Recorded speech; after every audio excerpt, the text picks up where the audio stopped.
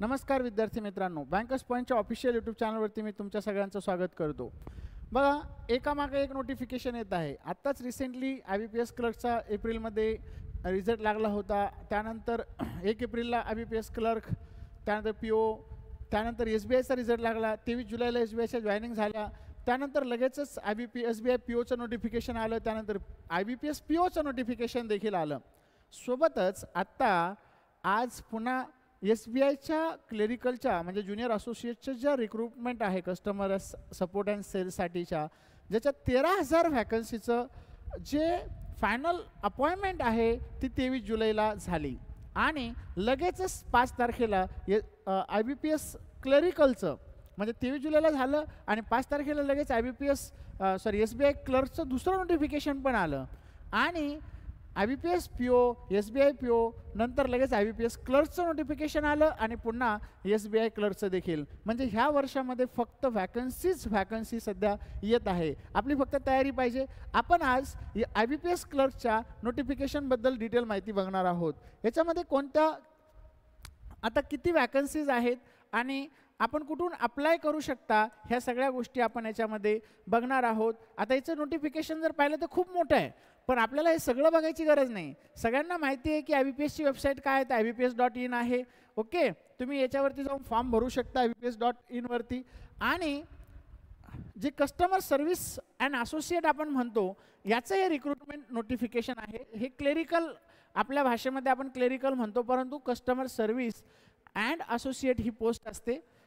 3 वर्षानंतर तुम्ही probationary officer promotion घेऊन होऊ शकता. काही बँका 2 वर्षात अलाउड करतात. तर याच्यामधल्या इम्पॉर्टंट गोष्टी आपल्याला आज बघायच्या आहे.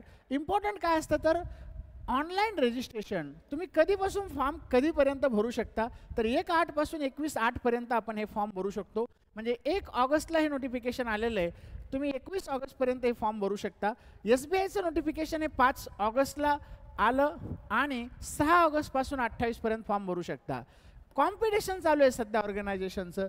फीसुद्धा सेम 1/8 ते 21/8 मध्येच तुम्हाला फी भरावी लागेल. फी भरायला त्यासाठी एक्स्ट्रा टाईम दिला जात नाही. After closure of registration will be notified on official website म्हटलं. After closure of registration will be म्हणजे आता हे एडिट विंडो जे आहे, आता नवीन एक याच्यामध्ये आलं आहे की 200 रुपये एक्स्ट्रा भरून तुम्ही जर फॉर्म तुम्हाला एडिट करायचा असेल तर तुम्ही फॉर्म एडिट करू शकता. याची प्री एक्झाम ट्रेनिंग जी आहे OBC SC ST कॅन्डिडेट आणि वुमेन्ससाठी ही सप्टेंबरमध्ये अरेंज होणार आहे. आणि जी online exam, download of call letter online examination जे आहे म्हणजे प्री जी एक्झाम होणार आहे तिचं कॉल लेटर हे सप्टेंबरमध्ये येणार आहे. म्हणजेच याची परीक्षा काही खूप लांब नाही, लगेच ऑक्टोबरमध्ये आपल्याला याची परीक्षा देता येणार आहे प्री एक्झाम. लगेच ऑक्टोबर नंतर हे काही इथं रेंगाळत बसायचं काम नाही. नोव्हेंबरमध्ये लगेच याचा रिझल्ट येणार आणि इमिडिएटली तुमची जी डाउनलोड ऑफ मेन्स एक्झामिनेशनचं कॉल लेटर आहे म्हणजे आज रिझल्ट लागला की आजच मेन्सचं कॉल लेटर हे तुम्ही डाउनलोड करू शकता किंवा जास्तीत जास्त एखाद्या दिवसाचा टाईम दिला जातो. आणि मेन्स परीक्षा देखील तुमची नोव्हेंबरमध्येच आहे. मेन्स एक्झामिनेशन म्हणजे नोव्हेंबरमध्ये याचा कार्यक्रम पूर्ण संपलेला असेल. फक्त तुम्हाला वेट अँड वॉच करावं लागेल फायनल रिझल्टचं. आणि मग फायनल रिझल्ट जो असणार आहे तो तुमचा प्रोव्हिजनल अलॉटमेंट ही मार्चमध्ये होणार आहे. शक्यतो 1 एप्रिलला असते, पण इथं मार्च दिलेलं आहे तर मे बी थोडेफार चेंजेस होऊ शकतात. आता याच्यामध्ये बघा, ही आपल्याला हे डेट होतात इम्पॉर्टंट डेट. आता याच्यामध्ये आपल्याला जे बघायचं आहे सगळंच आपल्याला याच्यात बघायची गरज नाही. आता हे इंडेक्सचा पेज आहे तर इथं आपल्याला काही घेणं नाही. याच्यामध्ये काय काय आहे तर हे पण आपल्याला बघायची गरज नाही. ओके, जो इम्पॉर्टंट पार्ट आहे तो आपण डेफिनेटली याच्यामध्ये कव्हर करणार आहोत. अगेन बघा, हे ऑनलाईन ॲप्लिकेशन वगैरे वगैरे दिलेलं असतं तर याचीही आपल्याला माहिती घ्यायची गरज नाही. याच्यामध्ये कोणकोणत्या बँका पार्टिसिपेंट होतात हे जे IBPSचं जे नोटिफिकेशन म्हणतो आपण त्याच्यामध्ये हा सगळ्यात महत्त्वाचा भाग आहे. बऱ्याच लोकांना माहीतच राहत नाही की कोणत्या बँका याच्यामध्ये आहेत आणि कोणत्या नॅशनलाइज बँकांसाठी ही रिक्रुटमेंट असते. याच्यामध्ये IDBIचं नाव होतं पण आता IDBI काढून टाकलं कारण ते प्रायव्हेटमध्ये गेलं आहे. मग नॅशनलाइज बँका कोणकोणत्या आहेत तर Bank of Baroda, Canara Bank, आता बऱ्याच जणांनी नावंसुद्धा ऐकलेलं नसतात. Indian Overseas Bank, UCO Bank, Union Bank of India, Punjab National Bank, Central Bank of India, Bank of India, Bank of Maharashtra, Indian Bank and Punjab and Sind Bank. एवढ्या नॅशनलाइज बँकांसाठी हे कॉमन रिक्रुटमेंट नोटिफिकेशन IBPSचा आहे. याची स्केल जो असतो तो 24,050 बेसिक स्केल असतो, तो तुम्ही रिटायरमेंटपर्यंत 64,480 होतो. पण मी आपल्या भाषेत तुमच्या भाषेत सांगतो 24,000 पगार असतो का नाही, हा बेसिक असतो. त्यानंतर तुम्हाला मग HRA अमुक टमुक ॲड होऊन अप्रॉक्सिमेटली एक 40 ते 42,000 रुपये किंवा 43,000 इन हँड सॅलरी येते. इन हँड म्हणजे काय रे, हातामध्ये एवढे पैसे येतात. बाकी अजून थोडेफार याच्यामध्ये ग्रॉस सॅलरी आपण जे म्हणतो ती थोडीशी एक्स्ट्रा असते, म्हणजे PF वगैरे वगैरे त्यामध्ये कट होतो. तर ह्या 11 नॅशनलाइज बँकांसाठी हे नोटिफिकेशन आहे. ओके, त्याचा स्केल पण तुम्हाला सांगितला. याच्यात इलिजिबिलिटी क्रायटेरिया काय आहे, तर हे पेजमध्ये बघून सांगायची गरज नाही. इलिजिबिलिटी क्रायटेरिया हा इंडियन सिटीजन असला पाहिजे, नेपाळ आणि भूतानचा असला तरी काही प्रमाणात इथं फॉर्म भरू शकतात. ओके, इंडियन ओरिजिन असेल, पाकिस्तान, श्रीलंका, पाकिस्तान म्हणजे मायग्रेटेड फ्रॉम पाकिस्तान येते, Bhutan, Sri Lanka, east African countries, Kenya म्हणजे PIO म्हणू आपण, पर्सन ऑफ इंडियन ओरिजिन, तर ते पण हे फॉर्म भरू शकतात. पण याच्यामध्ये कसं असतं, तुम्हाला मदर टंग आली पाहिजे, तर ते महत्त्वाचं असतं, तरच तुम्ही हे फॉर्म भरू शकता, अदरवाईज भरता येणार नाही. तर ते जाऊ द्या. इंडियन आता जे व्हिडिओ पाहणार ते सगळेच इंडियनच असणार आहे डेफिनेटली. तर तुम्ही सगळेच जण जे इंडियन आहेत त्यांनी सगळ्यांनी फॉर्म भरू शकता. ओके, त्यानंतर एज क्रायटेरिया सगळ्यात इम्पॉर्टंट असतं. एज क्रायटेरिया मिनिमम 20 वर्ष आणि मॅक्सिमम 28 वर्ष हे ओपन कॅटेगरीसाठी असते. म्हणजे 2/8/97च्या आधी जन्मलेला नसावा आणि 1/8/2005 नंतर एखादा कॅन्डिडेट जन्मलेला नसावा.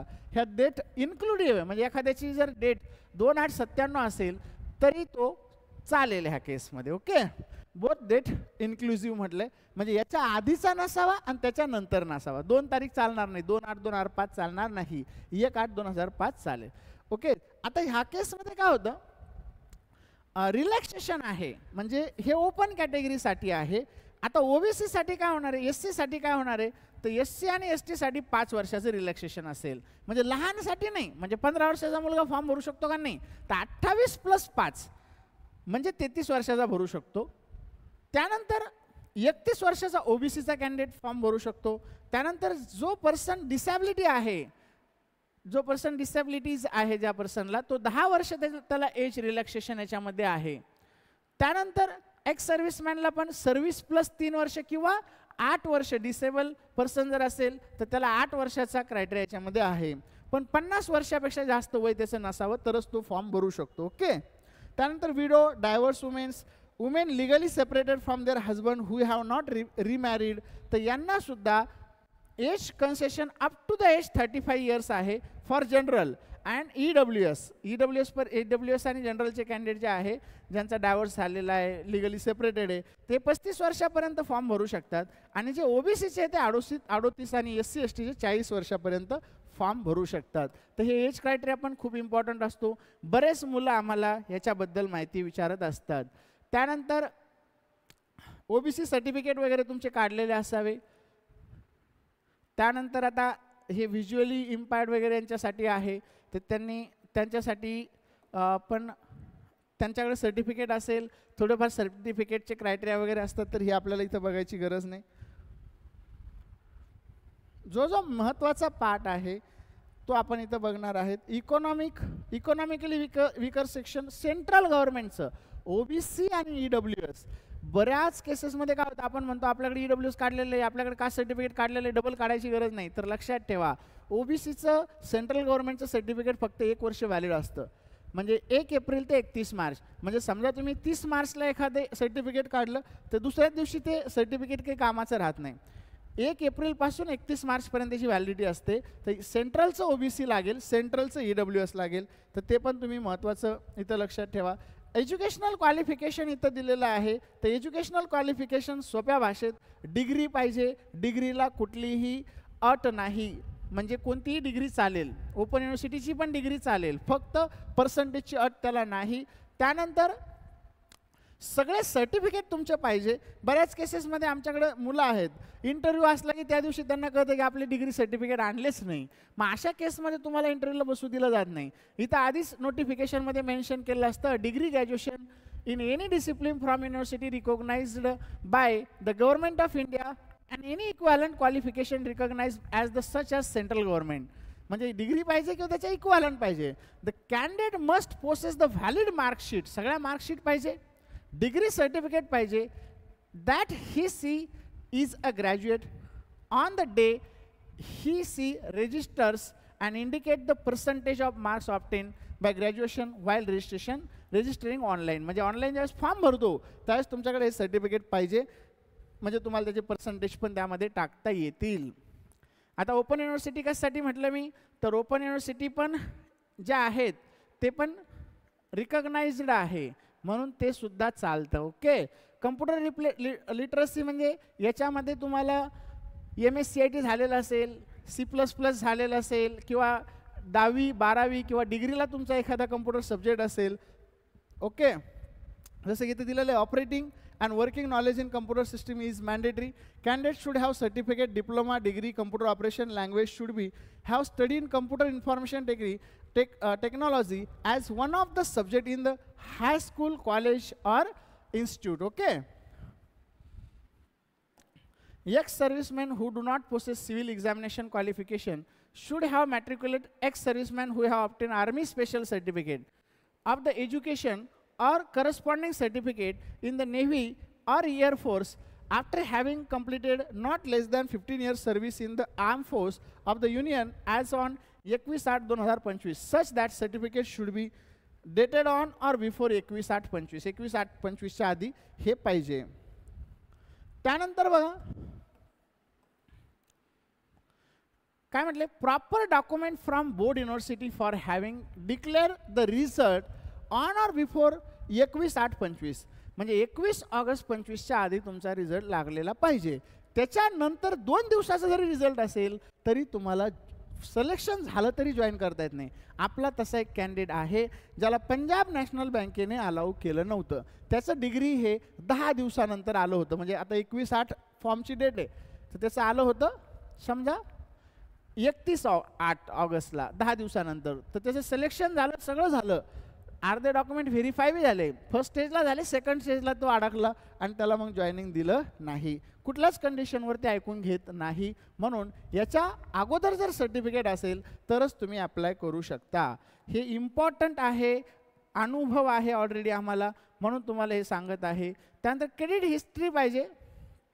क्रेडिट हिस्ट्री म्हणजे तुमचं जर the candidate who status civil जर खराब असेल तर तुम्हाला त्याच्या जॉईनिंगच्या वेळेस हे सिव्हिल सगळं क्लिअर NOC त्याचे असावं लागतील तरच तुम्ही फॉर्म भरू शकता.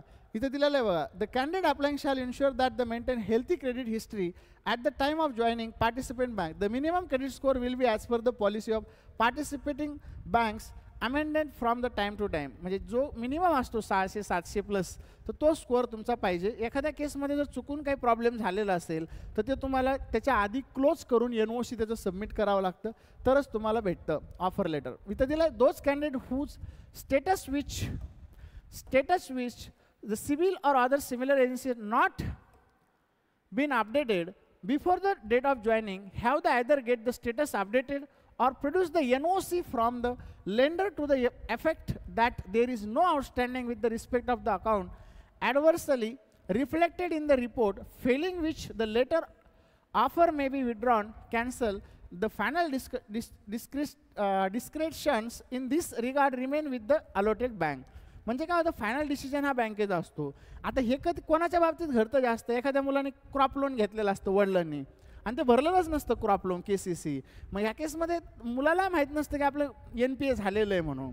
म्हणजे ते जॉईंट अकाउंट असेल, कधी कधी तुम्ही घेतलेलं असतं किंवा कधी कधी मुलं मोबाईल ते घेतात फायनान्सवरती, त्याचा एखादा हप्ता पेंडिंग राहिला, त्याने फॉलोअप बी घेतला नाही, मित्राने घेतला याच्या नावावर. अशा केसमध्ये सिव्हिल जर खराब असेल तर तुम्हाला अपॉइंटमेंट भेटत नाही. हे इम्पॉर्टंट लक्षात ठेवा. त्यानंतर थोडंसं जास्त वेळ चालायला लागला व्हिडिओ. त्याच्यानंतर फीस बघा, जे फीस 175 आहे SC ST PWD ओके आणि ESM आणि DESM ह्या कॅन्डिडेटला 175 आहे आणि बाकी ऑल अदर कॅन्डिडेटला किती आहे 850 आहे. ओके. त्यानंतर हा एक पाठ महत्त्वाचा आहे, याच्यामध्ये एक्झाम कसं होणार आहे हे आपल्याला सांगितलेलं आहे. तर एक्झाम आता बऱ्याच जणांना माहीत पण असतं, पण पुन्हा एकदा सांगतो. याच्यामध्ये काय बघा, प्री एक्झाम्स जे आहे, इंग्लिश आहे 30 क्वेश्चन 30 मार्क 20 मिनिट आहे. क्वांट आहे 35 क्वेश्चन 35 मार्क. रिझनिंग आहे 35 क्वेश्चन 35 100 क्वेश्चन 100 मार्क्स आहे. त्यानंतर नियर अबाउट याचा कट ऑफ पण चांगलाच लागतो 60-70च्या मध्ये, तर थोडा अभ्यास पण चांगला करा. त्यानंतर मेन्स जे आहे जनरल फायनान्शियल अवेअरनेस आहे 40 क्वेश्चन आहे 50 मार्क आहे. त्यानंतर जनरल इंग्लिश आहे 40 क्वेश्चन 40 क्वेश्चन 40. आता हे SBIला 50 क्वेश्चन 50 मार्क आहे, तर 40ला 50 आहे, 20 मिनिटाचाच टाईम आहे. त्यानंतर इंग्लिशला 40 क्वेश्चन 40 मार्क आहे. त्यानंतर रिझनिंगला 40 क्वेश्चन 60 मार्क आहे, म्हणजे इथंही वेटेज वाढलेलं आहे तुमचं. त्यानंतर क्वांट आहे 35 क्वेश्चन 50 मार्क, म्हणजे इथंही बघा 50ला 50 होते SBIमध्ये, इथं 35ला 50 आहे. 155 क्वेश्चन आहे, तिकडे 180 होते आणि 200 मार्क्स आहे. म्हणजे तुम्हाला इथं क्वांटमध्ये पण आता चांगला अटेम्प्ट करता येऊ शकतो. 2-2 मार्काचे क्वेश्चन भरपूर याच्यामध्ये असतात. रिझनिंगलाही 1.5 2-2 मार्काचे क्वेश्चन्स आहेत. ओके, आणि करंट अफेअरमध्ये सुद्धा ही सेम स्ट्रॅटर्जी वापरलेली आहे. त्यानंतर आपल्याला टेस्ट कोणत्या कोणत्या लँग्वेजमधून देता येतात, तर महाराष्ट्रात इंग्लिश, हिंदी, मराठी आणि कोकणीमध्ये तुम्हाला टेस्ट देता येते. आता हे काही एक्सप्लेन करायची गरज नाही आहे तुम्हाला, कारण स्टेट वाईज वॅकन्सी असल्यामुळं इथं रॉंग आन्सरला पेनल्टी वगैरे आता हे माहिती आहे सगळ्यांना. त्यानंतर नवीन आता एक लोकल लँग्वेज प्रोफिशियन्सी टेस्ट, ही म्हणजे LPT आली पाहिजे. जर तुमचा 10वी 12वीला मराठी सब्जेक्ट नसेल, महाराष्ट्रातून आपण फॉर्म भरतो, तर अशा केसमध्ये तुम्हाला LPT द्यावं लागेल, language proficiency test. Language proficiency म्हणजे तुम्हाला मराठी येते ही टेस्ट द्यावी लागेल. मग तुम्हाला जरी मराठी येत असेल पण तुमचं संस्कृत असेल, अदर लँग्वेज तुम्ही घेतली असेल, हिंदी घेतली असेल, 10वीला नाही 12वीला नाही, तर अशा केसमध्ये तुम्हाला हे द्यावंच लागेल. The candidate applying for vacancies particular state should be proficient in the reading, writing and speaking and understanding. म्हणजे बोलता लिहिता आलं, वाचता आलं पाहिजे, लिहिता आलं पाहिजे, बोलता आलं पाहिजे, समजली सुद्धा पाहिजे भाषा, तरच तुम्ही देऊ शकता, तुम्ही हा फॉर्म भरू शकता. त्यानंतर candidate has obtain 1 language at the time online application. For local language the test from the list provisionally state. Okay, त्यानंतर candidate who produce 10th standard above marksheet, म्हणजे 10वीपेक्षा जास्त कुठल्याही मार्कशीटमध्ये जर तुमचं evidence having studying specific local language, म्हणजे तुम्ही जर लोकल लँग्वेज त्या 10वी नंतर कधी अभ्यास केला असेल, तर तुम्हाला will not be required to undergo the language test, तर तुम्हाला ही LPT द्यायची गरज नाही. ओके, आता हे मिनिमम क्वालिफाईंगसाठी LPT असते. सेंटर हे आपल्याला होमटाऊनला भेटतात. ओके, आता एज झालं, फीस झाली, एक्झाम झालं. सगळ्यात महत्त्वाचं याच्यामध्ये असतं काय, तर आता असतं वॅकन्सी. काय असतंय वॅकन्सी, तर ह्यावेळेस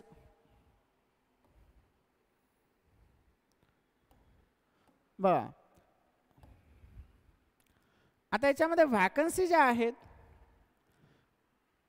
आता या प्रत्येक स्टेट वाईज वॅकन्सी आहे. आता प्रत्येक स्टेटची आपण इथे घ्यायची गरज नाही, आपण आपल्या स्टेटकडे येऊ. 11 नॅशनलाइज बँका आहेत आणि ह्या बँकांमध्ये किती व्हॅकन्सीज रिपोर्ट केलेलं आहे ॲज ऑन नोटिफिकेशन डेट. तर आता आपला महाराष्ट्राचं इथं नोटिफिकेशन आलेलं असल्यामुळं आपली गाडी आपण थोडीशी स्लो करू आणि मग हे पेज आपल्यासाठी सगळ्यात इम्पॉर्टंट पेज आहे. बघा, आता महाराष्ट्रासाठी वॅकन्सी किती आहे, तर बघा ह्या केसमध्ये काय, बँक ऑफ बडोदाने महाराष्ट्रासाठी, बघा हे महाराष्ट्रात दिलेलं आहे, महाराष्ट्रासाठी बँक ऑफ बडोदाने टोटल 146 वॅकन्सी ह्या रिपोर्ट केलेल्या आहे. ओके, त्यानंतर आता हे SC ST साठी किती आहे हे आपण फक्त फायनल बघू.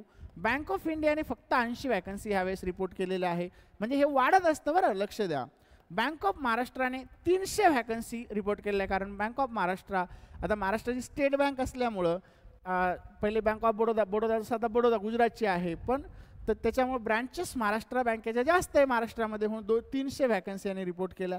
कॅनरा बँकेने 115, सेंट्रल बँक ऑफ इंडियाने 281. आता हे कसं असतं म्हणजे का, टेंटेटिव्ह वॅकन्सी असतात. At the time of allotment याच्यामध्ये कितीतरी पटीनं वाढ झालेली असते. ओके, त्यानंतर इंडियन बँकेने रिपोर्टच केला नाही, नॉट रिपोर्टेड, म्हणजे हे रिपोर्ट कधीही करू शकतात. इंडियन ओव्हरसीजने रिपोर्ट केलं पण ते म्हणलं आम्हाला 0 घ्यायचे, पण त्यांना वाटलं की अपॉइंटमेंट डेटपर्यंत आम्हाला 100 लोक घ्यायचे, तर ते लगेच रिपोर्ट करतात, इथे 100 टाकून देतात. पंजाब नॅशनल बँकेने 120, Punjab Sind bank 60, again UCO बँकेने पण नॉट रिपोर्टेड आहे, म्हणजे हे पण रिपोर्ट करू शकतात, हे पण रिपोर्ट करू शकतात, हे वाढलं तर वाढेल. त्यानंतर युनियन बँक ऑफ इंडियाने फक्त 15 वॅकन्सी रिपोर्ट केलेल्या आहे, म्हणजे महाराष्ट्रामध्ये टोटल वॅकन्सी आहे 1117, पैकी अनरिझर्वच्या 501 आहे, EWSच्या 109 आहे, OBCच्या 297, STच्या 97 आणि SCच्या 113 वॅकन्सीज आहेत. ओके, आता हे बाकीचं आपल्याला स्टेट बघायची गरज नाही. मग याच्यामध्ये हाच भाग इम्पॉर्टंट होता. आता हे फॉर्मचे स्ट्रक्चर आहे वेगवेगळे, कोणते फॉर्म कशामध्ये लागतात वगैरे, तर हा पार्ट आपल्याला बघायची गरज नाही. मग आता जर समजा तुम्हाला याच्यामध्ये काहीही अडचण असेल ह्या नोटिफिकेशनमध्ये, तर तुम्हाला जो खाली नंबर स्क्रोल होतोय त्याच्यावरती तुम्ही व्हॉट्सअप करू शकता. तुम्हाला जर समजा अजून काही माहिती पाहिजे असेल तर तुम्ही कॉलही करू शकता, आणि हा व्हिडिओसारखे अजून व्हिडिओ तुम्हाला बघायचे असतील तर ह्या केसमध्ये आपल्या चॅनलला सबस्क्राईब करायला विसरू नका, आणि लाईक आणि शेअर जरूर ह्या व्हिडिओला करा, जेणेकरून तुमच्या मित्रमैत्रिणींना देखील अशा ॲडव्हर्टाइजमेंटची माहिती भेटेल आणि तुम्हालाही पूर्ण माहिती याच्यामध्ये भेटत राहील. धन्यवाद.